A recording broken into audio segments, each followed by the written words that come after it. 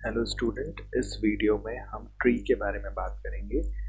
Tree जो है एक बहुत ही इम्पॉर्टेंट डेटा स्ट्रक्चर है और अगर हम आपके सिलेबस के पॉइंट ऑफ व्यू से बात करें तो काफ़ी क्वेश्चन इससे फ्रेम किए जा सकते हैं। न्यूमेरिकल्स जिसे हम बोले ऑब्जेक्टिव टाइप के क्वेश्चंस हैं, काफ़ी फ्रेम किए जा सकते हैं ट्री से। तो वैसे ही एक बहुत ही इन डेप्थ टॉपिक है और इसमें काफ़ी कुछ है पढ़ने को, पर हम सब इम्पॉर्टेंट पार्ट्स जो है ट्री के वो मैं कवर अप करने की कोशिश करूँगा इस वीडियो में। और जो भी क्वेश्चंस फ्रेम किए जा सकते हैं आपके इस टॉपिक पर, उनको हम डिस्कस करेंगे इस वीडियो में। तो सबसे पहले हम ये पता करते हैं कि ट्री होता है क्या। तो tree represent the nodes connected by the edges. Tree represent करता है उन नोड्स को जो कि कनेक्ट की जाती है आपस में एजेस के द्वारा, है ना। और वैसे हम यूजुअली जो है बाइनरी सर्च ट्री या बाइनरी ट्रीज को हम ज़्यादा स्पेसिफिकली पढ़ते हैं और इसके ऊपर ही आपके क्वेश्चंस भी ज़्यादा फ्रेम होते हैं। इसका कारण ये है क्योंकि जो अगर हम बात करें बाइनरी ट्री, तो वो ही ज़्यादा इम्प्लीमेंट किया जाता है आपके डेटा स्ट्रक्चर के अंदर। तो बाइनरी ट्री जो होता है वो एक स्पेशल डेटा स्ट्रक्चर होता है और used for the data storage purpose. Data storage purpose के लिए सबसे एक स्पेशल स्ट्रक्चर हम यूज़ करते हैं, उसे हम बाइनरी ट्री बोलते हैं। बाइनरी ट्री के अंदर एक स्पेशल कंडीशन होती है कि उसके हर एक नोड के अंदर सिर्फ दो ही चिल्ड्रंस या दो ही लीफ हो सकते हैं, दो ही नोड्स उसके सब नोड्स हो सकते हैं। बाइनरी ट्री के अंदर ये बेनिफिट होता है कि उसको पूरी तरह से हम एक ऑर्डर्ड एरे या लिंक लिस्ट की तरह हम ट्रीट करते हैं और इसके अंदर सर्च करना बहुत ही इजी होता है क्योंकि ये एक सॉर्टेड एरे की तरह होता है और इसी वजह से उसमें इंसर्शन और डिलीशन ऑपरेशन भी होते हैं, वो भी बहुत फास्ट हो जाते हैं जिस लिंक लिस्ट के कंपेयर अगर हम करें या दूसरे और किसी डेटा स्ट्रक्चर से कंपेयर करें। तो ये बहुत ही मतलब बोल सकते हैं सोफिस्टिकेटेड और बहुत ही ऑर्गेनाइज तरीका है डेटा को स्टोर करने का।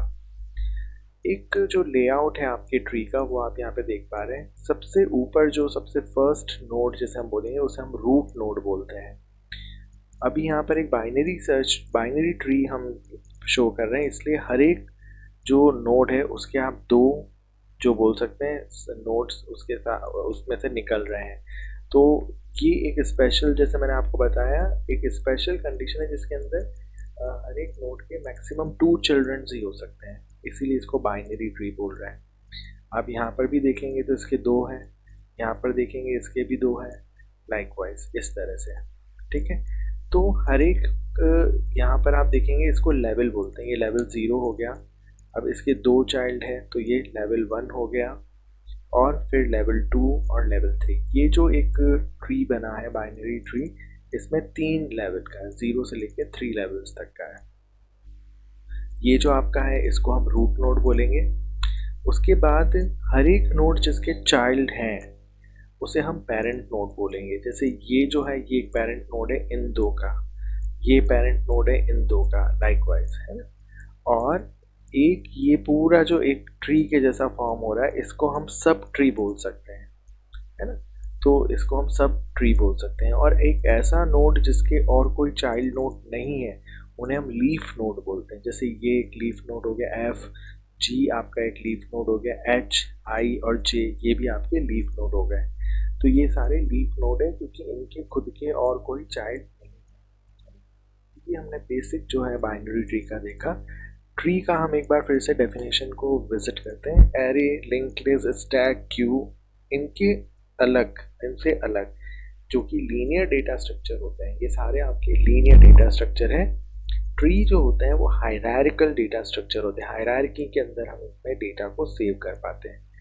ट्री की कुछ वोकेबलरीज जैसे हमने इस डायग्राम में देखी थी, पिक्चर में देखी थी, तो हम उसको यहाँ पर इलाबरेट कर रहे हैं। जो टॉप मोस्ट नोड होता है वो रूट कहलाता है ट्री का। एलिमेंट जो उसके अंडर आते हैं वो सारे उसके चिल्ड्रन कहलाएंगे।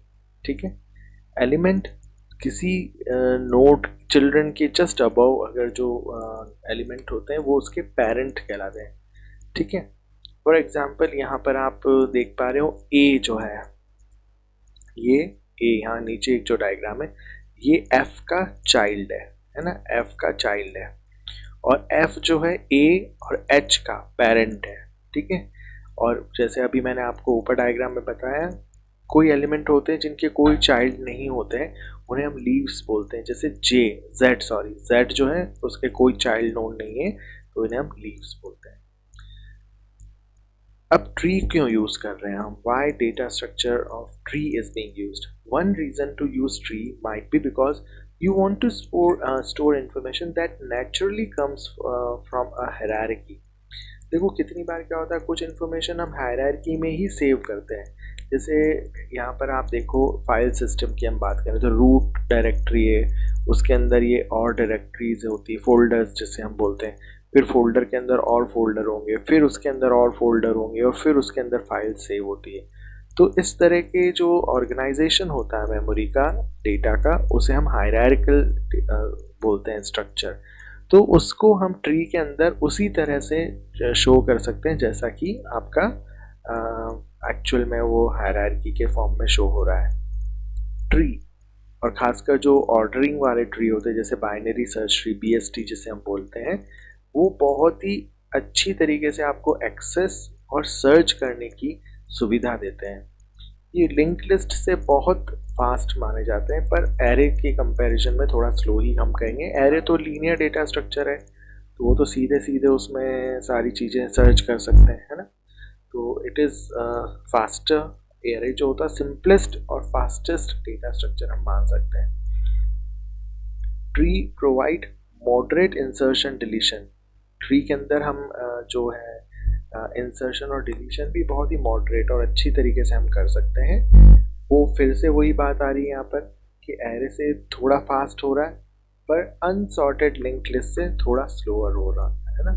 इंसर्ट करना, जब हम डिलीट करना या इंसर्ट करना होता है ट्री के अंदर, तो वो एरे से तो फास्ट होता है, पर एक अनऑर्डर्ड लिंक लिस्ट से ज़्यादा स्लो हो सकता है।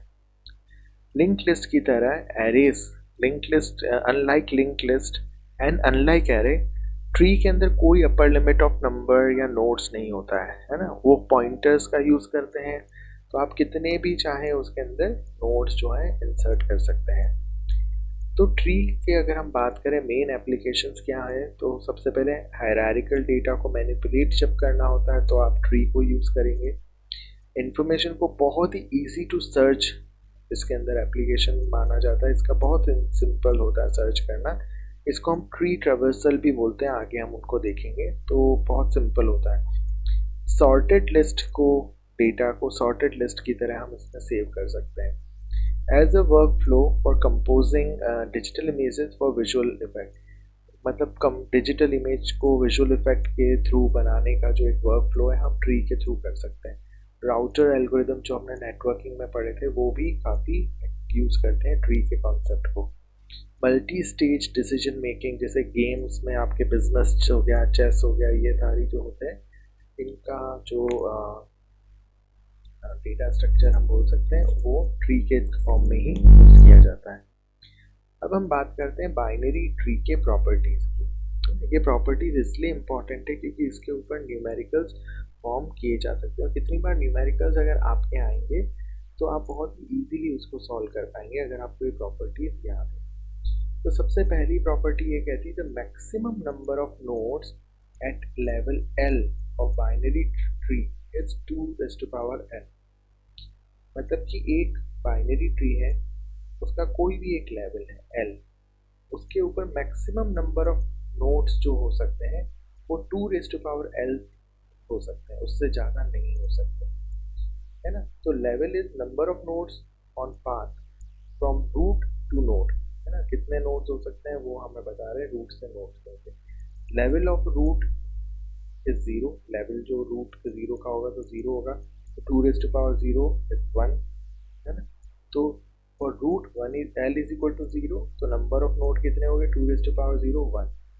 Assume that maximum number of nodes at level L is 2⁻L, since binary tree every node has 2 children, and next level would have twice the nodes, 2 into 2। तो हर एक node के 2 children हो सकते हैं मैक्सिमम, और हर एक लेवल पर 2 गुने हो जाएंगे। जैसे 2 है, जैसे यहाँ पर आप देखें, एक यहाँ पर है उसके 2 हो गए, फिर 1 2 3 4, तो इस लेवल पे कितने हुए, 2 हुए, और नेक्स्ट लेवल पे जैसे ही हम पहुंचे तो 2⁻², 4 हो गए। तो ऐसे आप जो है कैलकुलेट कर सकते हैं किसी भी बाइनरी ट्री के दिए गए लेवल पर। अगर आपको maximum number of nodes calculate करने हैं तो you can easily calculate by using this formula. Next जो प्रॉपर्टी वो ये कहती है maximum number of nodes in binary tree of height h is 2⁻h-1। जो मैक्सिमम नंबर ऑफ नोड्स हो सकते हैं किसी बाइनरी ट्री के अंदर जिसकी हाइट मतलब वही लेवल कितना है ना, हाइट उसको बोलेंगे। जैसे 3 लेवल तक है तो उसकी हाइट को हम 3 मानेंगे, तो उसको हम बोलेंगे उसको कैलकुलेट करने के लिए हम फॉर्मूला जो यूज करते हैं वो है 2⁻h-1। Here the height of the tree is maximum number of nodes on root to leaf path। Root से लेके लीफ पाथ के बीच में जो मैक्सिमम नंबर ऑफ नोड्स हो सकते हैं वो उसके हाइट होते हैं। Height of the tree with single node is consider as 1, मतलब सिंगल नोड वाले की हाइट हम 1 मानेंगे। This result can be derive from point 2 above. हम जो पॉइंट ये है इस पॉइंट से ही इसको कैलकुलेट कर सकते हैं। ट्री के maximum node if all level have maximum node, tree has maximum node if all level have maximum node. अगर एक ट्री के मैक्सिमम नोड है इसका मतलब ये है कि उसके हर एक लेवल पे मैक्सिमम नोड है। तो जो मैक्सिमम नंबर ऑफ नोड एक बाइनरी ट्री का हो सकता है जिसकी हाइट h है, तो कैसे हो गया 1 + 2, फिर उसके चाइल्ड मिलाएंगे तो 4 + 8 plus like this plus this, तो 2⁻h-1 हो गया। ये एक सिंपल ज्योमेट्रिक सीरीज है ना, जिसके अंदर h टर्म्स है और sum of series of course 2⁻h-1 ही होता है। किसी किसी बुक में आपको height of the root is considered as 0 बोला जाएगा, है ना। तो उस वाले कन्वेंशन में जो आपका फॉर्मूला क्या बन जाएगा, 2⁻h+1 हो जाएगा, यानी कि पावर के अंदर हम h+1 हो जाएगा और -1। तो उस केस में जो है आपको जहाँ पर रूट 0 लिया गया है, कंसिडर किया गया है रूट की हाइट को, तो आपका ये फॉर्मूला हो जाएगा। नेक्स्ट प्रॉपर्टी ये कहती है in a binary tree with n node, capital N node, minimum possible height और minimum number of level is log of the base 2 n+1। अगर आपको n नोड्स हैं किसी बाइनरी ट्री में तो मिनिमम पॉसिबल हाइट या मिनिमम नंबर ऑफ लेवल उसका हो सकता है log 2 n+1। log 2 जो बेस 2 होगा उसका फिर n+1। ये डायरेक्टली डिराइव किया जा सकता है ऊपर वाले पॉइंट से। अगर हम if we consider the convention where height of the leaf node is consider 0, अगर वही जैसे कुछ बुक्स में height of the leaf node 0 दे रखा है, तो ये जो फॉर्मूला बन जाता है ये बन जाएगा log 2 n+1 -1। एक रूट जो आपका है वो माइनस उससे हो जाएगा। एक फोर्थ पॉइंट जो है ये कहता है binary tree with l leaves has at least log 2 to the power log 2 l+1 level. अगर कोई बाइनरी ट्री है ना, उसके l है लीव्स जो है, यानी वो नोड्स जिनके सब चाइल्ड नहीं है, उनके और कोई चाइल्ड नहीं है, तो वो जो लीव्स हैं अगर उसमें बाइनरी ट्री के तो उसके अंदर एटलीस्ट ये नंबर तो होगा log l+1। log 2 मतलब बेस 2 है उसका, आपका log 10 नहीं है जो आपका नेचुरल वो बेसिक लॉग होता है लॉगरिथमिक जिसमें 10 होता है बेस, वो नहीं है ये log 2 है। तो log 2 उसका आप l का log 2 निकाल के वैल्यू कैलकुलेट करके +1 करोगे तो उतने लेवल हो सकते हैं। तो binary tree has maximum number of leave. एक बाइनरी ट्री के अंदर मैक्सिमम नंबर ऑफ लीव है when all the leaves are fully filled, जब सारे लीव्स फुली फिल्ड होंगे, है ना। अगर हम सारे लीव्स को लेवल 1 पे मानते हैं तो नीचे वाले फॉर्मूले के ऊपर वाला फॉर्मूले के हिसाब से नंबर ऑफ एल के जो लीव्स हो गए, ट्रू नंबर ऑफ लीव्स कितने हो गए, तो l is less than equal to 2⁻l+1। 0.1 से हम यहाँ पर पता कर रहे हैं, है ना, 2⁻l+1 और l-1 सॉरी, और l हो जाएगा log 2 to the power l+1, जहाँ पर l है जो वो मैक्सिमम नंबर ऑफ लेवल हो रहा है। यानी कि इसी का इन्वर्स यहाँ पर कर दिया गया है। एक बाइनरी ट्री के अंदर वेयर एवरी नोड हैज 0 और 2 चाइल्ड, है ना। अगर एक बाइनरी ट्री जिसके अंदर हर एक नोड के या तो 0 है या 2 चाइल्ड है, number of leaf node is always 1 more than the node with 2 children, है ना। नंबर ऑफ लीफ नोड हमेशा एक ज़्यादा होगा नोड से विद 2 चिल्ड्रन, जिसके 2 चिल्ड्रन हैं उससे एक ज़्यादा ही होगा। तो इसको हम L is equal to T plus 1 से डिनोट करते हैं, जहाँ पर L लीफ नोड हो गए और T जो है आपके number of internal node with 2 children, वो सारे नंबर इंटरनल नोड्स के जिनके 2 चिल्ड्रन हैं, तो उसको हम ऐड करके L is equal to T plus 1 जो है आपका इस तरह से आ जाएगा, क्योंकि 1 more than the node of 2 children आ रहा है। तो ये कुछ बेसिक प्रॉपर्टीज है, अगर आपको याद रहेंगी तो आपके लिए हेल्पफुल रहेगा न्यूमेरिकल्स सॉल्व करने के लिए। कितनी बार ऐसे क्वेश्चंस ही आते हैं जिसमें आपसे पूछा जाता है कि इतने नोड्स हैं तो आप हाइट फाइंड आउट करिए, इतने लीव्स हैं तो आप उसका हाइट लेवल फाइंड आउट करिए। तो अलग अलग क्वेश्चन अगर आपको फॉर्मूले याद है तो आप बहुत ईजीली कर सकते हैं। कुछ और इम्पॉर्टेंट टर्म्स होती हैं रिस्पेक्ट टू ट्री, हम वो देख लेते हैं। पाथ, पाथ का मतलब होता है sequence of nodes edge of the along the edge of the tree. हम एज ऑफ द ट्री के हिसाब से चल के जो सीक्वेंस फॉलो करते हैं उसे हम पाथ बोलते हैं। The node at the top of the tree is called root, वही जो सबसे टॉप मोस्ट नोड होता है उसको हम रूट बोलते हैं।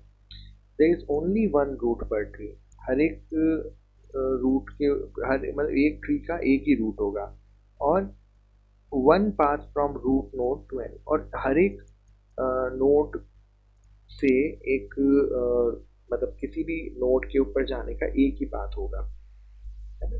नेक्स्ट है आपका parent. Any node except the root node has one edge upward to the node called parent. वो मतलब आपका हर एक नोड जिस रूट के अलावा जिसका एक अपवर्ड नोड हो, है ना, एक एज अपवर्ड उसका कोई नोड हो, तो उसको हम उसका पेरेंट नोड बोलेंगे। और इसी तरह से एक नोड बिलो होता है तो उसे हम चाइल्ड नोड बोलेंगे। लीफ नोड ऐसा होता है जिसके कोई भी चाइल्ड नोड नहीं है। एक ऐसा नोड जिसके कोई भी चाइल्ड नोड नहीं है उसे हम लीफ नोड बोलेंगे। सब ट्रीज जो होते हैं वो डिसेंडेंट ऑफ एनी नोड होते हैं, ट्री के छोटे सब ट्रीज उसे हम बोल सकते हैं। विजिटिंग मतलब होता है refer to the checking of value, checking the value of node when control is in on node. जब हम किसी नोड के ऊपर कंट्रोल होता है तो उसकी वैल्यू को चेक करना, हम उसे विजिट करना बोलते हैं। ट्रैवर्सिंग का मतलब होता है passing through nodes in specific order. हम सारे नोड्स से पास करते हैं एक स्पेसिफिक ऑर्डर के अंदर, तो उसे हम ट्रैवर्सिंग बोलते हैं। Level, level of node represent the generation of node. Level जो होता है वही उसका जनरेशन होता है। अगर रूट नोड है वो लेवल 0 पर है तो उसका नेक्स्ट चाइल्ड नोड होगा लेवल 1 पे, और उसका ग्रैंड चाइल्ड होगा लेवल 2 पर, इस तरह से। तो ये लेवल्स ऑफ नोड कहलाते हैं। Key represent a value of node based on which search operation is to be carried out for node. एक वैल्यू होती है नोड की जिसके बेसिस पे हम सर्च ऑपरेशन जो है वो कैरिड आउट कर सकते हैं किसी भी नोड के लिए। तो ये बेसिक चीज़ें हमने जो है अभी ट्री के बारे में पढ़ा, और अब हम उसके नेक्स्ट जो है उसके रिलेटेड एल्गोरिथम्स और वो सारी चीज़ें पढ़ेंगे।